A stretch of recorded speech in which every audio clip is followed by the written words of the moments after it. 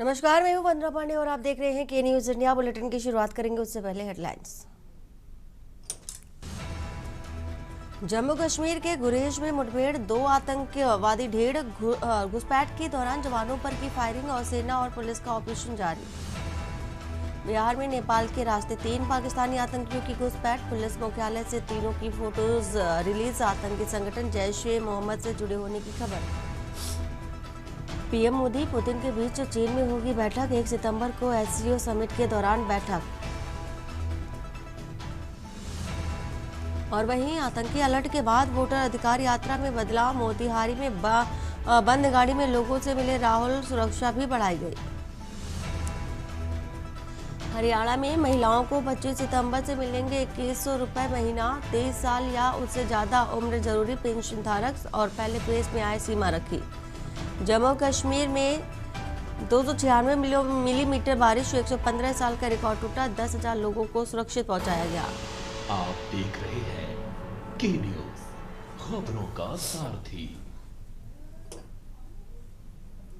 और बिहार से है खबर, बिहार से बता देते हैं आपको खबर। बिहार में घुसे पाकिस्तानी आतंकवादी की घुसपैठ और नेपाल के रास्ते 3 पाकिस्तानी आतंकियों की घुसपैठ देखी जा रही है। पुलिस मुख्यालय से तीनों की फुटेज रिलीज। आतंकी संगठन जैश ए मोहम्मद से जुड़े होने की खबर बताई जा रही है। और वहीं पुलिस मुख्यालय ने जारी किया हाई अलर्ट, जैश ए मोहम्मद की बताए जा रहे तीनों बड़ी घटना होने की अंजाम देने के फिराक में थे। तो ये बड़ी खबर आपको बता रहे हैं इस वक्त की।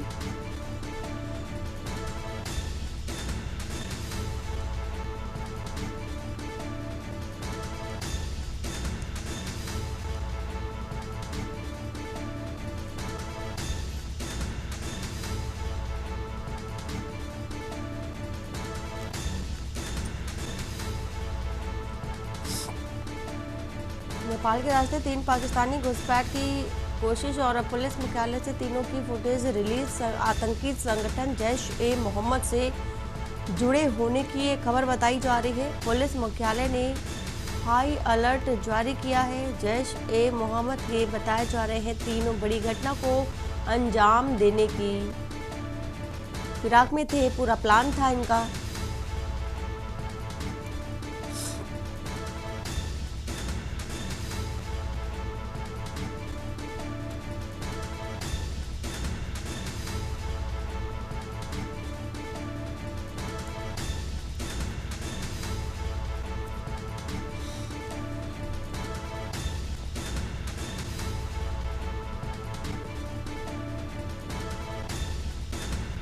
नेपाल के रास्ते 3 पाकिस्तानी आतंकियों की घुसपैठ और पुलिस मुख्यालय से तीनों की जो तस्वीर है वो देखी गई।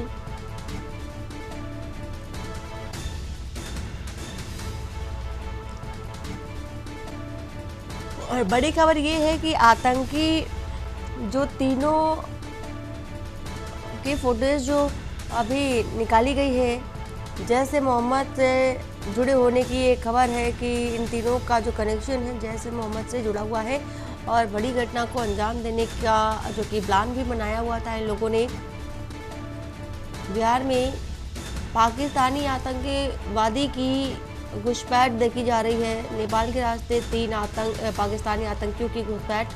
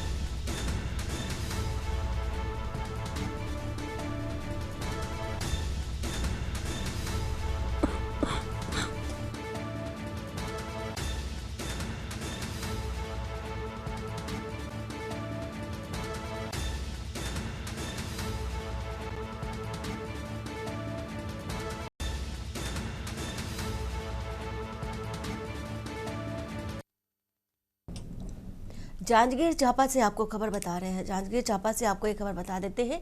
जनपद कार्यालय का घेराव करने पहुंचे ग्रामीण और सैकड़ों की संख्या में घेराव करने पहुंचे हैं ग्रामीण। खबर आपको बता रहे हैं जांजगीर चांपा से। पंचायत नवागढ़ के गेट के सामने नारेबाजी कर रहे हैं। सरपंच की मनमानी को लेकर के जनपद कार्यालय का घेराव और ग्रामीणों के समर्थन में विधायक व्यास कसिया पहुंचे। प्रीतमपुर सरपंच को संरक्षण देने का एसईओ पर आरोप। ग्रामीणों की शिकायत पर रिपोर्ट नहीं देने पर ग्रामीणों में आक्रोश और सरपंच द्वारा कई स्वीकृत विकास कार्यों को लेकर के नहीं ले रही है और ग्राम सभा और अन्य शासकीय कार्यों को लेकर के टालने का भी आरोप है।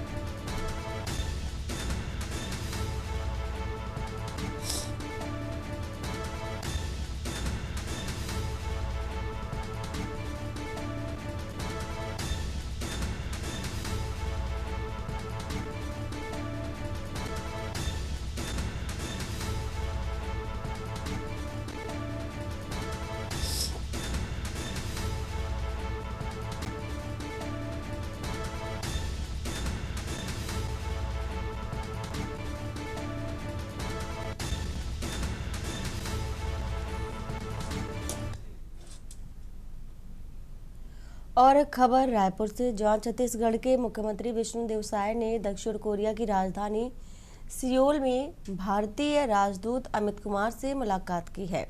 इस दौरान उन्होंने राज्य में निवेश की संभावनाओं पर विस्तार से चर्चा की। मुख्यमंत्री साय ने स्टील, खनिज, इलेक्ट्रॉनिक्स और फूड प्रोसेसिंग जैसे क्षेत्रों में छत्तीसगढ़ की क्षमताओं को प्रस्तुत करते हुए मजबूत द्विपक्षीय आर्थिक साझेदारी पर भी जोर दिया है। उन्होंने कोरियाई कंपनियों को छत्तीसगढ़ में निवेश के लिए आमंत्रित किया और राज्य सरकार की ओर से हर संभव सहयोग का आश्वासन भी दिया है। ये दौरा छत्तीसगढ़ को लेकर के वैश्विक निवेश मानचित्र पर लाने की दिशा में एक महत्वपूर्ण कदम है। तो बेहद महत्वपूर्ण दौरा छत्तीसगढ़ के मुख्यमंत्री विष्णुदेव साय का।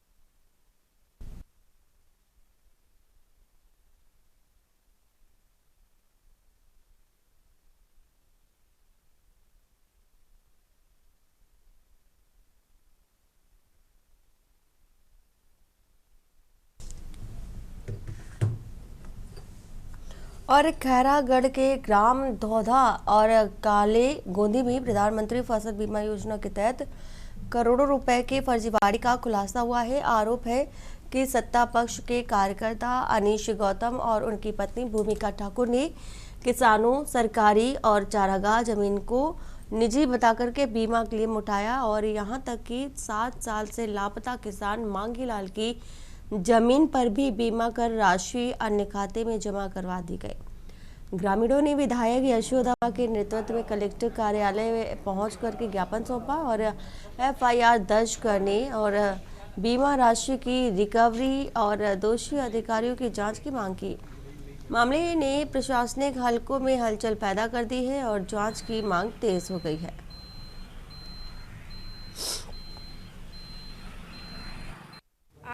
हम लोग हमारे छुई खदान ब्लॉक के धोधा गांव का मामला है और साथ में वहाँ पड़ोसी गांव काले गोंदी का भी मामला है। और यहाँ हमारे धोधा के सारे किसान लोग यहाँ पर आए हैं। वहाँ का मामला यह है कि वहाँ हम लोग आज मेरे जनपद क्षेत्र का गांव है धोधा और काले गोंदी। तो ये दोनों गांव में बीमा क्लेम की राशि अंतरित होने के बाद में पता चला कि धोधा में कुछ किसान ऐसे हैं जिसके नाम में ज़मीन नहीं, उसको भी बीमा की राशि प्राप्त हुई है। तो ये मामला थोड़ा संदिग्ध नज़र आया और उसमें हम लोग फिर सामने आकर के आवेदन माननीय कलेक्टर महोदय को प्रेषित किए हैं। ये कब से आया शिकायत है? ये शिकायत अभी ये पहले भी रहा है? इसके पहले भी ऐसा पता चल रहा है कि विगत 4-5 वर्षों से ये खेल चल रहा है। अब वो काफ़ी उपलब्ध होने के बाद में हम लोगों को पता चलेगा कि वो मामला वास्तविकता में है क्या। और खैरागढ़ के ग्राम कोड़े नवा गांव में बुधवार देर शाम पुराने रंजिश और प्रेम विवाद को लेकर दो पक्षों में हिंसक झड़प हो गई। जितेंद्र साहू और नरेंद्र साहू ने दुलारू साहू व उनकी पुत्री अंजलि पर हमला कर दिया। पुलिस ने तुरंत कार्रवाई करते हुए दोनों आरोपियों को गिरफ्तार कर लिया और घटना के बाद युवक रिकेश नेताम ने कुछ ग्रामीणों को भड़का करके गिरफ्तार आरोपियों पर हमला कराने की कोशिश की, लेकिन पुलिस ने स्थिति को संभाल लिया और इसके बावजूद गुस्साए ग्रामीणों ने आरोपियों के घर पर हमला कर दिया। पुलिस ने सख्ती दिखाते हुए भीड़ को नियंत्रित किया और रिकेश नेताम समेत 9 लोगों को हिरासत में लिया। पुलिस अधीक्षक लक्ष्य शर्मा ने यह प्रेस वार्ता में बताया कि यह विवाद व्यक्तिगत रंजिश और नशे की हालत में भड़कावे के कारण हुआ। मामले में 2 अलग अलग प्रकरण दर्ज कर कुल 11 लोगों को गिरफ्तार किया गया, जबकि अन्य से पूछताछ जारी है।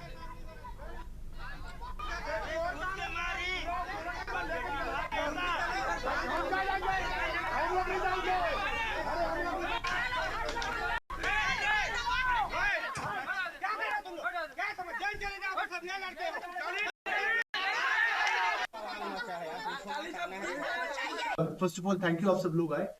मैटर की क्लैरिफिकेशन थोड़ी जरूरी थी। दुलारू साहू एक व्यक्ति जो कोड़े नावा गांव के हैं, उनकी तरफ से शिकायत आई कि जितेंद्र साहू और नरेंद्र साहू जो उनके रिलेशन में है, ये लोग उनको मारने आ रहे हैं और उनको आके डरा रहे, धमका रहे और पीटने की कोशिश। हमारे एसएचओ साहब ने उसी वक्त तुरंत इस मैटर खुद वो स्पॉट पे पहुंचे और उन्होंने जितेंद्र साहू और नरेंद्र साहू को उसी वक्त गिरफ्तार किया। दुलारू साहू जी को इसमें बहुत मामूली चोटें आई थी। लड़ाई की वजह जो थी एक दिन पहले की इंटरकास्ट मैरिज में स्टैंड लेने की वजह से कि उन्होंने साथ दिया साथ नहीं दिया, इस वजह से ये झड़प हुई थी। झड़प भी क्या हुई थी, इसमें कोई चोट लगी नहीं। एसएचओ साहब ने टाइमली इंटरवीन कर सॉल्व कर।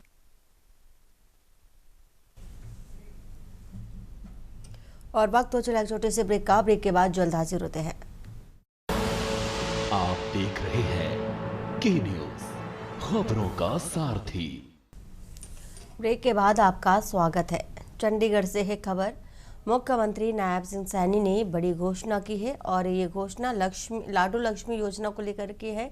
लाडो लक्ष्मी योजना को लागू करने की ये घोषणा महिलाओं को, और इस योजना के तहत 2100 रुपये हर महीने मिलेंगे।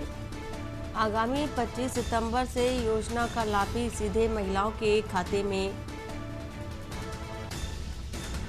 2100 की राशि पहुंचाकर दिया जाएगा।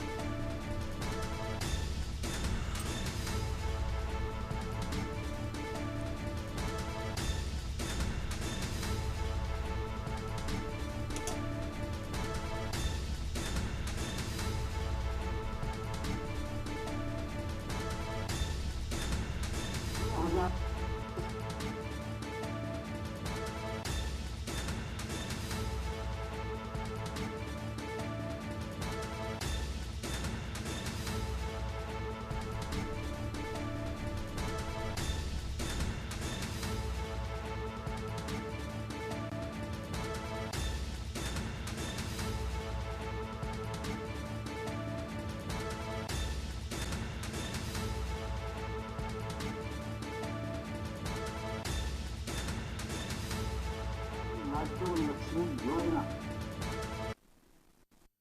लागू करने का निर्णय कैबिनेट ने आज लिया।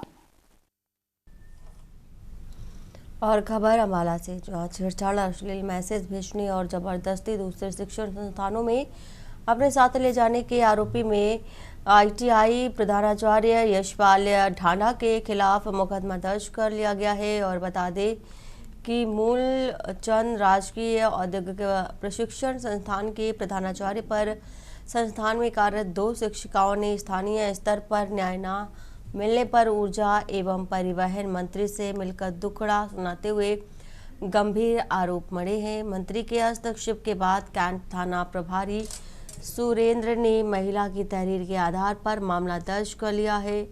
शिकायत दर्ज कराने वाली एक शिक्षिका का पति बीमारी से जूझ रहा है, तो दूसरी शिक्षिका का पति भी उसके साथ नहीं रहता है। थाना प्रभारी ने बताया कि रिपोर्ट लिखकर जांच की जा रही है। आरोप सही साबित होने पर प्रिंसिपल के खिलाफ विधिक कार्रवाई की जाएगी।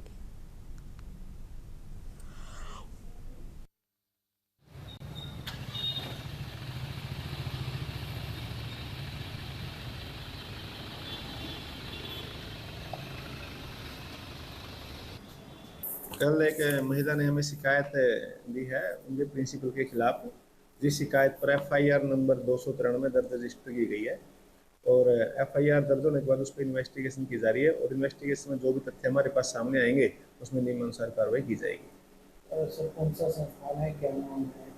ये मूलचंद राजकीय औद्योगिक प्रशिक्षण संस्थान है जो अम्बाला छावनी के अंदर है। क्या कुछ शिकायत दी गई है सर, क्या एलिगेशन? उसमें एलिगेशन यही थे कि वो व्हाट्सएप पे उन्होंने मैसेज किए हैं और कि वो जब भी अपने शिक्षण संस्थान में जाती थी उसके ऊपर कुछ पंक्तियां वो कसता था।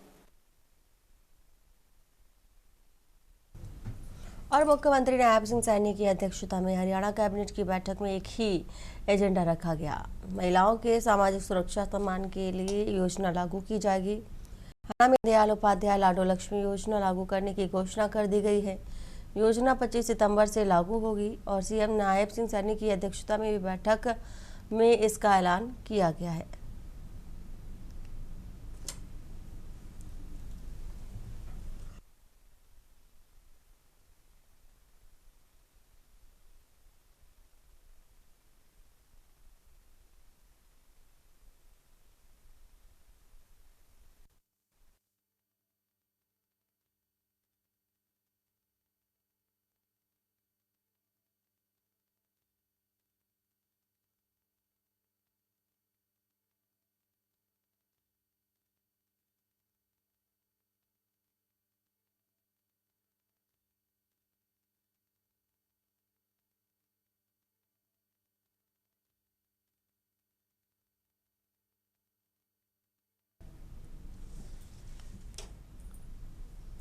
और अम्बाला के साथ ही आसपास के क्षेत्रों में भारी बारिश के चलते बाढ़ जैसे हालात बन चुके हैं और वहीं जैसे रेल यातायात पर गंभीर असर भी पड़ा है। पठानकोट के नज़दीक रेलवे ब्रिज को पानी से नुकसान पहुंचा और जिसके चलते जम्मू की ओर जाने वाली कई ट्रेनों को रेलवे ने रद्द कर दिया। यात्रियों को बीच रास्ते में ट्रेन रद्द होने की वजह से भारी परेशानी का सामना करना पड़ा। न वे घर लौट पा रहे हैं, ना ही अपनी मंजिल तक पहुँच पा रहे हैं। अम्बाला रेल मंडल ने यात्रियों की सहायता के लिए विभिन्न स्टेशनों पर हेल्प डेस्क स्थापित किए हैं और रद्द की गई ट्रेनों के टिकटों का रिफंड भी दिया जा रहा है। रेल मंडल के वरिष्ठ डीसीएम नवीन कुमार ने बताया कि सुरक्षा को ध्यान में रखते हुए ये कदम उठाया गया है ताकि किसी भी प्रकार की दुर्घटना से बचा जा सके। यात्रियों से अपील की गई है कि वे यात्रा से पहले ट्रेन की स्थिति की जानकारी अवश्य कर लें।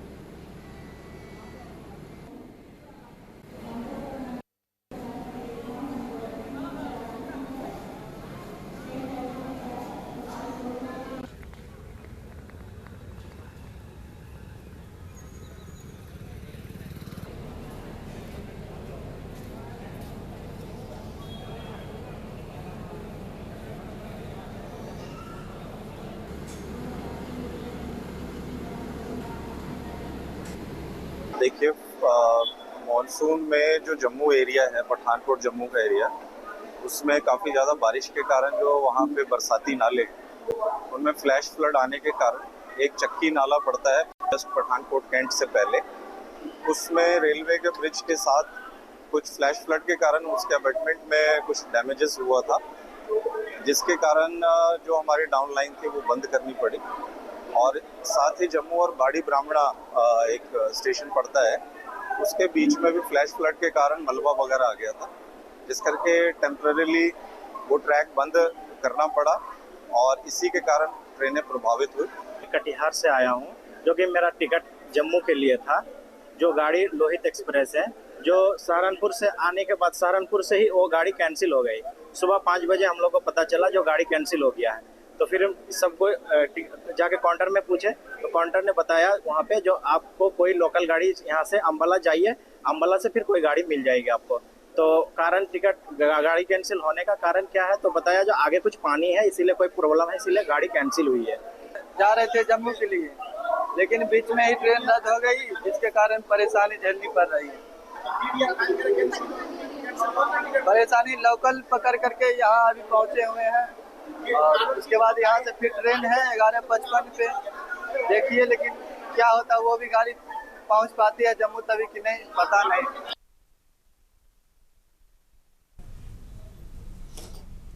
और चंडीगढ़ से खबर स्थित पंजाब भवन में कैबिनेट मंत्री संजीव अरोड़ा ने प्रेस कॉन्फ्रेंस कर जानकारी दी कि वर्धमान स्टील पंजाब में 2500 करोड़ रुपए का निवेश करने जा रहा है और ये अत्याधुनिक ग्रीनफील्ड प्लांट लुधियाना जिले में स्थापित होगा, जिसमें से टोयोटा व्हीकल कंपनी भी साझेदारी कर रही है। मंत्री अरोड़ा ने बताया कि यह प्लांट पर्यावरण के प्रति संवेदनशील होगा और मात्र 0.5 कार्बन फुटप्रिंट से शुरू किया जाएगा, जबकि अन्य प्लांट्स आमतौर पर 3 से 4 कार्बन फुटप्रिंट तक प्रदूषण करते हैं। सरकार ने वर्धमान को सभी आवश्यक अनुमतियां 45 दिनों में देने का आश्वासन दिया और 24 घंटे सहयोग का वादा भी किया है।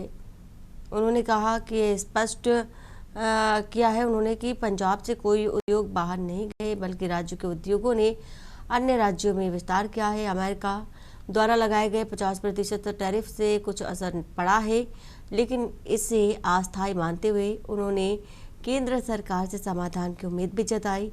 गोविंदगढ़ के स्क्रैप प्लांटों और कोयले के उपयोग पर एनजीटी के आदेशों को लेकर के भी सरकार जल्द समाधान निकालने की दिशा में काम कर रही है।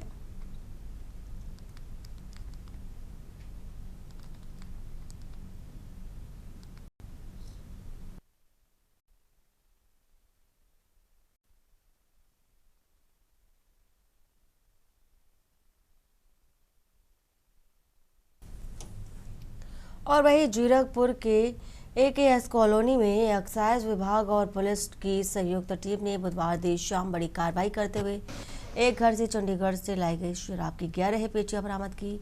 मौके से गौरव जैन नाम के व्यक्ति को गिरफ्तार किया और एक्साइज इंस्पेक्टर गुरप्रीत सिंह ने बताया कि गुप्त सूचना के आधार पर छापेमारी की गई, जिसमें विभिन्न ब्रांड की मात्रा में शराब जब्त की गई। जांच में सामने आया कि आरोपी लंबे समय से सस्ती शराब लाकर जीरकपुर और आसपास के इलाकों में सप्लाई करता था। फिलहाल आरोपी से पूछताछ जारी है और नेटवर्क से जुड़े अन्य लोगों की पहचान की जा रही है। एक्साइज विभाग ने मामला दर्ज कर आगे की कार्रवाई शुरू कर दी है।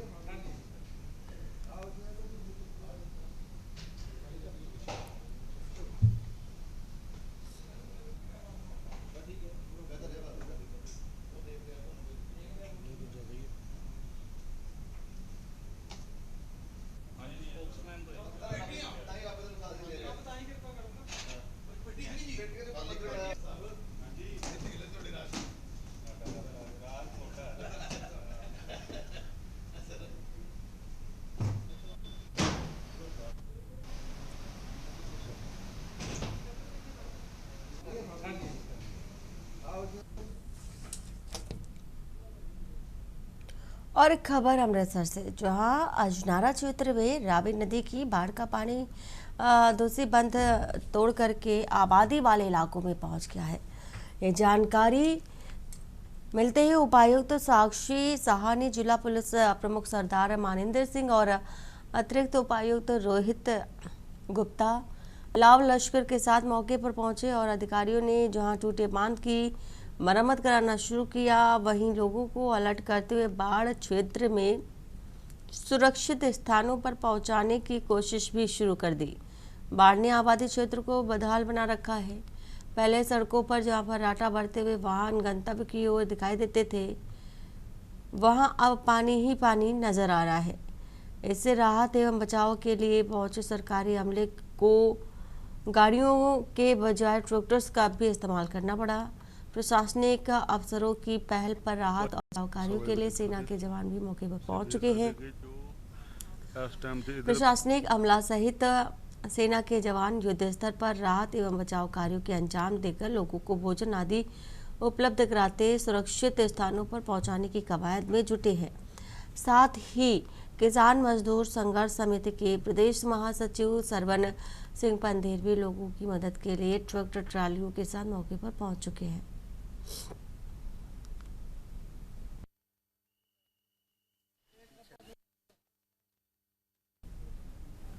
और वक्त हो चला एक छोटे से ब्रेक का। ब्रेक के बाद जल्द हाजिर होते हैं। आप देख रहे हैं के न्यूज, खबरों का सारथी। ब्रेक के बाद आपका स्वागत है।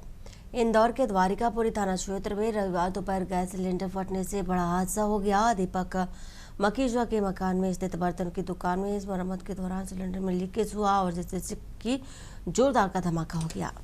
हादसे में मकान मालिक के बेटे सहित 3 लोग गंभीर रूप से घायल हो गए, झुलस गए हैं और धमाके की आवाज से इलाके में अफरा तफरी मच गई और मकान का एक हिस्सा क्षतिग्रस्त हो गया।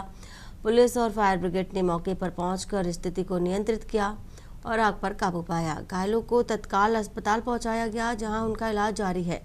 पुलिस अधीक्षक लक्ष्य शर्मा ने बताया कि हादसा नशे की हालत और लापरवाही के कारण हुआ।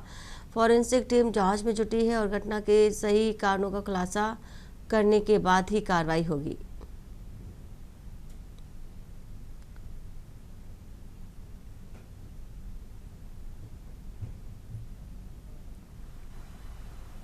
थाना तारकापुरी थाना क्षेत्र के अंतर्गत 60 फीट रोड पर वाइन शॉप के पीछे एक दीपक माखीजा का मकान है और उन्होंने किराए पर दिया हुआ है, जिसमें बंटी पिता रतनलाल बर्तन की दुकान चलाता है। और इसमें एक अभी प्रारंभिक जानकारी में गैस की टंकी फटने की सूचना पर तत्काल वहाँ पर द्वारकापुरी का फोर्स पहुंचा और उनके द्वारा जो 3 लोग फिलहाल मौके पर घायल थे, जिसमें कि दीपक माखीजा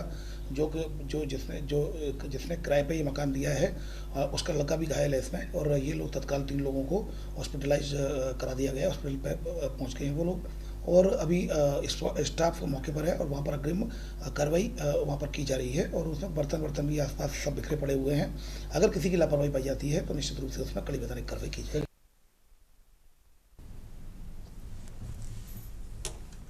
लखनऊ से खबर बता रहे हैं आपको। लखनऊ से खबर सरलता से मिलेगी परिवहन विभाग की सुविधाएं। टोल फ्री नंबर और टोल फ्री नंबर भी जारी किया गया है। टोल फ्री नंबर 180018000151 की सुविधा दी जाएगी और अब 149 भी 24 घंटे और हफ्ते के 7 दिन सक्रिय हुआ है। उत्तर प्रदेश परिवहन विभाग के अनुरोध पर केंद्र की स्वीकृति, एक ही कॉल में मिलेगी तत्काल सहायता। योगी सरकार ने परिवहन विभाग को सौगात दी है और परिवहन विभाग के जरिए आम जन को अनेक सुविधाएं भी मिलेंगी।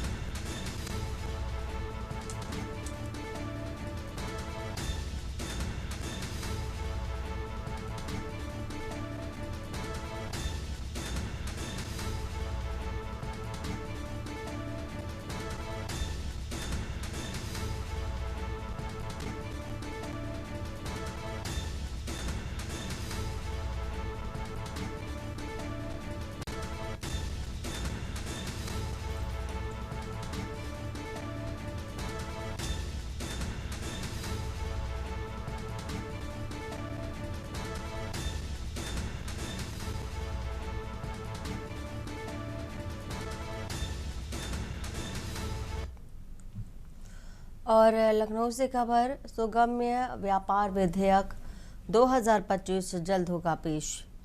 13 अधिनियमों के 99% आपराधिक प्रावधान समाप्त होंगे और उत्तर प्रदेश में व्यापार होगा और अधिक आसान।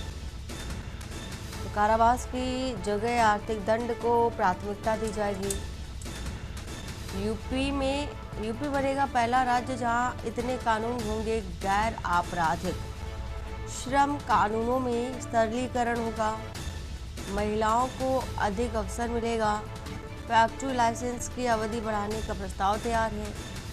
वहीं निवेश मित्र 3.0 यानी कि 3.0 से आवेदन प्रक्रिया डिजिटल कर दी जाएगी।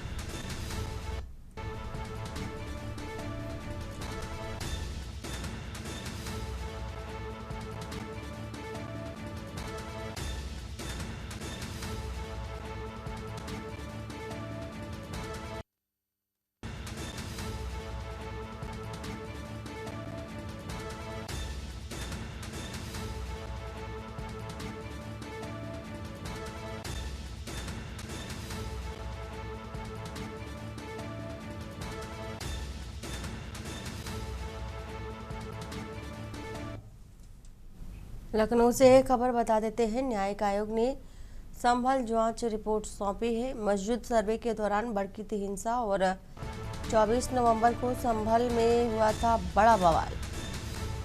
जांच टीम में शामिल रिटायर्ड जज, आईएएस, आईपीएस अधिकारी।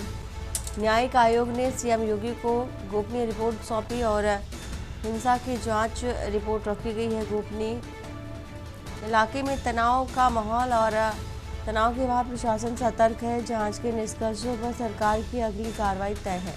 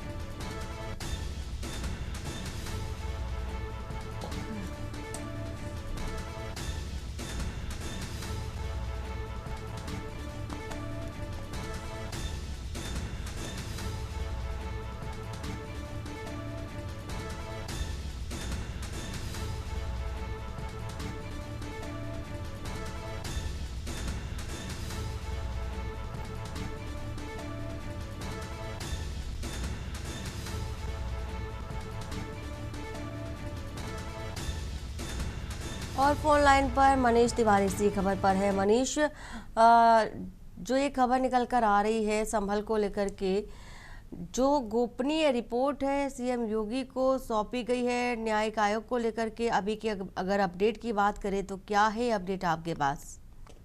जी, जिस प्रकार से देखा जाए कि संभल में 2024 में जो दंगे हुए, दंगों के चलते जो है मुख्यमंत्री के द्वारा जो है पूरी इस पर जांच कमेटी बैठाई गई थी, जिसमें जज से लेकर के सभी आईएएस ऑफिसर को इस कमेटी में गठित किया गया था। और ये रिपोर्ट तैयार करने के बाद करीब 400 से ऊपर की ये रिपोर्ट है, जिसे आज पूरी टीम के द्वारा जो है मुख्यमंत्री को सौंपा गया है। जो जानकारी मिली है कि ये गोपनीय रिपोर्ट के अनुसार 47 से लेकर के जो है करीब 15 दंगे जो है संभल में हुए हैं। इस रिपोर्ट में पूरी तरीके से इसमें रखा गया है इस जांच कमेटी के द्वारा।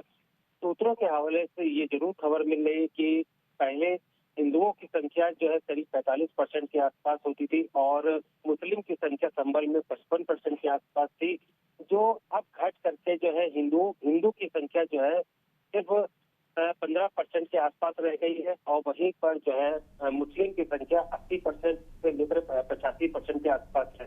तो कहते हैं पूरी तरीके से दंगों के कारणों का किन कारणों से ये पूरे दंगे अब तक हुए, इस रिपोर्ट पूरी तरीके से एक जांच कमेटी ने पूरी तरीके से तैयार किया है और तैयार करने के बाद जो है आज मुख्यमंत्री को सौंपा गया है।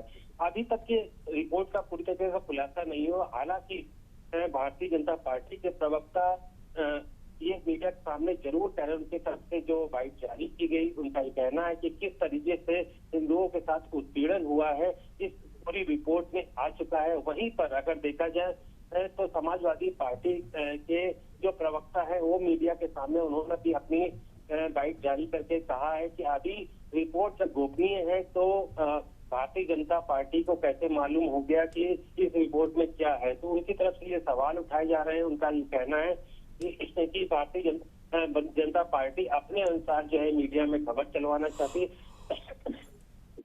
की रिपोर्ट जो है इस पर जो है बयान समाजवादी के द्वारा दिए जा रहे हैं। हालांकि अभी ये रिपोर्ट पूरी तरीके से गोपनीय है। माना जा रहा है कि जब ये रिपोर्ट का पूरी तरह से खुलेगी तो उसमें क्या क्या तथ्य निकलेंगे। अभी जो भी जानकारियां मिल रही हैं वो सूत्रों के हवाले से है या तो भारतीय जनता पार्टी के प्रवक्ताओं के द्वारा ये बात कही जा रही है। लेकिन अब ये जिस प्रकार से ये रिपोर्ट तैयार की गई है तो ये माना जा रहा है जो अब तक 15-16 जो दंगे हुए हैं उनकी पूरी की पूरी अब तक 47 से लेकर के अब तक इस रिपोर्ट जो है सभी साक्ष्य सहित इसमें इस रिपोर्ट को तैयार किया गया है। जी बिल्कुल मनीष, देखने वाली बात होगी कि इस रिपोर्ट में आखिर क्या है। जिस तरह से विपक्ष सवाल भी उठा रहा है सरकार पर। बहुत शुक्रिया पूरी जानकारी देने के लिए।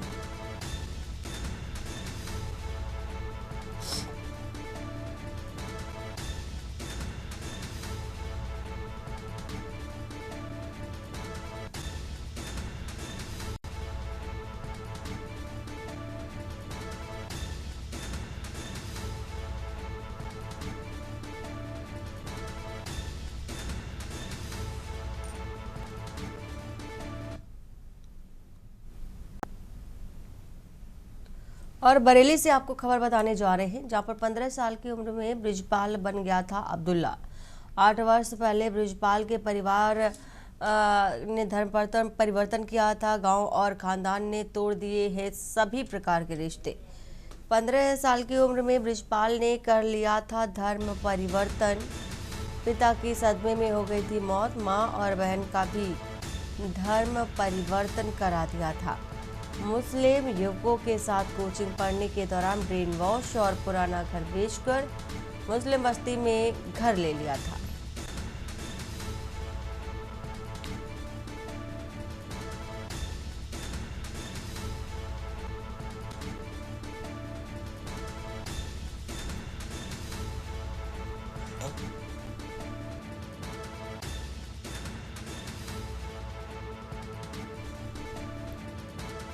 मुस्लिम बस्ती में घर ले लिया। बरेली से एक खबर, 15 साल की उम्र में ब्रिजपाल बन गया था अब्दुल्ला और सदमे में पिता की मौत हो गई थी। 8 वर्ष पहले ब्रिजपाल के परिवार ने धर्म परिवर्तन करा लिया। गांव और खानदान ने तोड़ दिए थे सभी प्रकार के रिश्ते।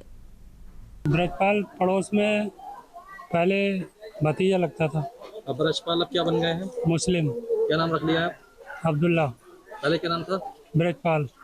कोई लालच दिया था? कैसे धर्म परिवर्तन कर लिया? किस शुरुआती पूरी तरह बताइए शुरू से। ये कोचिंग पढ़ने जाता था हफीज के लड़कों के पास और वहाँ कई बच्चे और जाते थे। एक खानदान के हिसाब से जो कड़ियाँ चली आ रही पारिवारिक के हिसाब से खानदानी थे। ये पूरा परिवार ही है जितना मोहल्ला है 100 लोगों का। वो परिवार ही है। कब धर्म परिवर्तन किया इन्होंने? लगभग हो गया, लगभग 8 से 10-12 साल हो गए। किन किन ने धर्म परिवर्तन किया? यहाँ तो इसी ने करा था। हाँ, उसके बाद में ये इसके ये तो इनके परिवार वालों को ज़्यादा तक नॉलेज होनी चाहिए कि मैं तो दूर से हूँ, मैं कश्यप समाज से हूँ, ये साहू समाज से हैं। फिलहाल में इसने मुस्लिम धर्म अपना लिया। कब अपनाया था? हो गया 8-10 साल है। तो आप लोगों ने विरोध नहीं किया कि इन लोगों ने मुस्लिम धर्म? जब पहले ये लोग विरोध करें तो उसके बाद तो हम तो साले काट के मार के फेंक देते अगर हमारी बिरादरी का होता तो। प्रिंसिपल हो। अब क्या हो गया? अब अब्दुल्ला हो गया है। अब्दुल्ला हो गया। हाँ। कब धर्म परिवर्तन किया था? 15 साल भी हुई। जिस समय धर्म परिवर्तन हुआ उसकी उम्र क्या थी? 15 साल ही। 15 साल थी। कैसे हुआ पूरी बताओ, किस तरह से हुआ? वो बच्चन के संग स्कूल जाते हो, मुसलमान के संग में, मुस्लिम के संग में, और उसे ही ने बना लिया। वक्त तो चला छोटे से ब्रेक का। ब्रेक के बाद जल्द हाजिर होते हैं।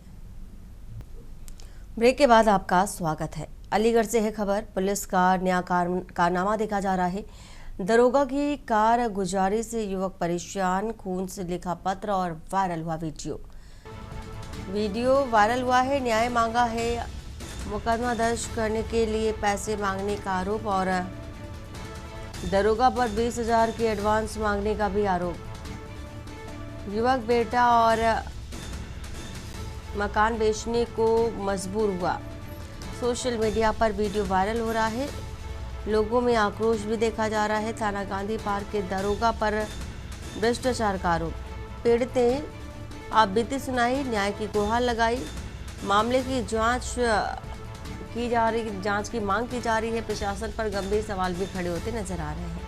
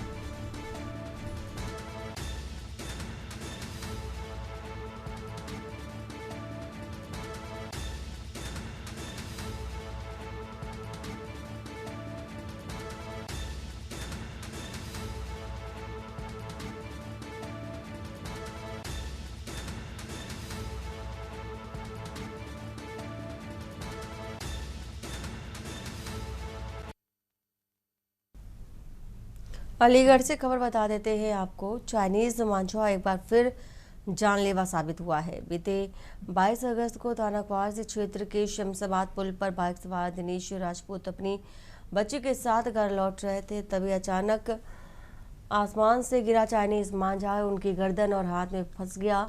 हादसे में दिनेश की गर्दन पर गहरा जख्म हुआ और हाथ की उंगलियां भी बुरी तरह से कट गई। गंभीर हालत में उन्हें जेएन मेडिकल कॉलेज भर्ती कराया और जहां डॉक्टरों ने उनकी गर्दन पर 14 और हाथ पर 9 टाँके लगाए। परिजनों का स्थानीय लोगों में गुस्सा और घायल का इलाज कराने के बाद परिजनों द्वारा मामला अब सामने लाया गया। उनका कहना है कि बार बार प्रतिबंध के बावजूद शहर में खुलेआम चाइनीज मांझा बिक रहा है। प्रशासन के आदेश केवल कागजों तक सीमित। लोगों ने सरकार से सख्त कार्रवाई की अपील की और बैन लगाने की मांग की है। बता दें, कांच और मेटल पाउडर से बना ये मांझा अब तक कई हादसों और मौतों को दावत दे चुका है और सवाल उठता है कि आखिर कब तक इस पर प्रतिबंध लगाया जा सकेगा। कब रुकेगी इस खतरनाक धंधे की बिक्री? ये जो आपकी गर्दन पे जो चाइनीज मांझे से कटी है, ये कब की बात है और क्या हादसा हुआ था? ये शुक्रवार शाम को 6 बजे की बात है, जब मैं और मेरी बेटी शमशाद मार्केट से रामगढ़ पंजीपुर की तरफ आ रहे थे। तो शमशाद मार्केट का जो ओवरब्रिज है उसके ऊपर अचानक ही मेरी गर्दन पे जो चाइनीज़ मांझा है वो आ गया और मैं बाइक लेके गिर गया। तो बचाते हुए मेरे हाथ में भी चोटें आईं। तो वहाँ के जो राहगीर थे उन्होंने मुझे उठा के साइड में बिठाया और जो भी तत्काल जैसे हो सकता था मेरे रुमाल बांध के और अंगूछा बांध के मुझे वहाँ से सीधा JNMC मेडिकल कॉलेज ले गए। शाम के 6 बजे के समथिंग भैया का ही फ़ोन आया था हमारे पास, तो हम तुरंत गए, तुरंत भागे और वहाँ से फिर भैया को देखा, हालत ज़्यादा ख़राब थी भैया की, तो गाड़ी पे बिठाया और मेडिकल कॉलेज लेकर गए, वहाँ उपचार हुआ भैया का। क्या हुआ था कि किस चीज़ से लगी थी?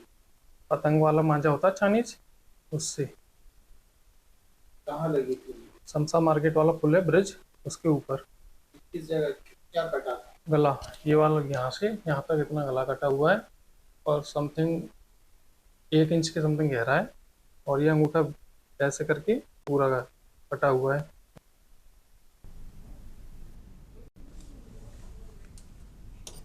बुलेटिन में फिलहाल इतना ही। बाकी की खबरों के लिए बनी रहिए आप के न्यूज़ इंडिया के साथ। नमस्कार। आप देख रहे हैं के न्यूज़, खबरों का सारथी।